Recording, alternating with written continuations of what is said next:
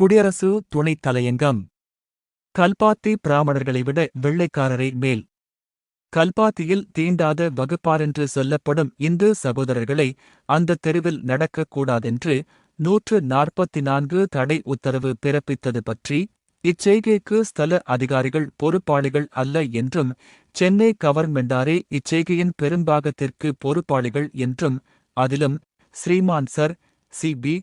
ராமசாமி ஐயர் என்கிற ஓர் பிராமண கனவான் சட்ட இலாகா தலைவராய் இல்லாமலிருந்தால் இம்மாதிரி காரியங்கள் நிகழ்ந்திருக்காது என்றும் பொதுஜனங்கள் அபிப்பிராயப்பட்டிருந்த விஷயமானது.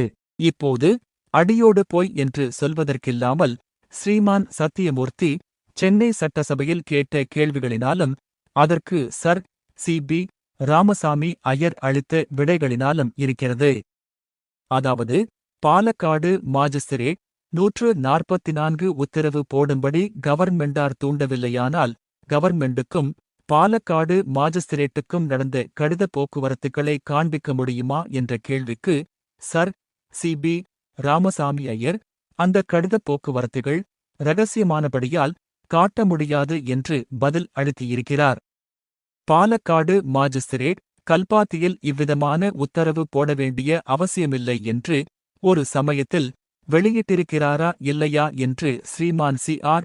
ரெட்டி கேட்ட கேள்விக்கு சட்ட மெம்பர் சர் ராமசாமி ஐயர் தான் பதில் சொல்ல தயாராயில்லை என்று சொல்லிவிட்டார்.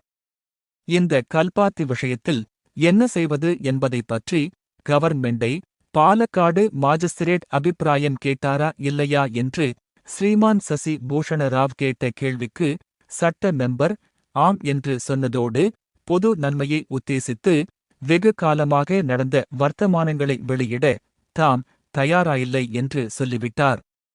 இந்த கேள்விகளும் பதில்களும் பொதுஜனங்களை சர்க்காரிடத்திலும் பிராமண சட்ட மெம்பரிடத்திலும் சந்தேகங்கொள்ளாமல் எப்படி இருக்கச் செய்யும்?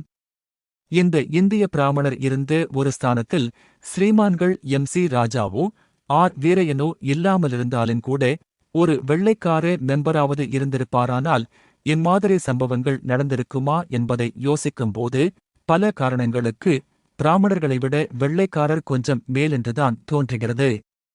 குடியரசு துணைத் தலையங்கம். டிசம்பர் 20, 1925.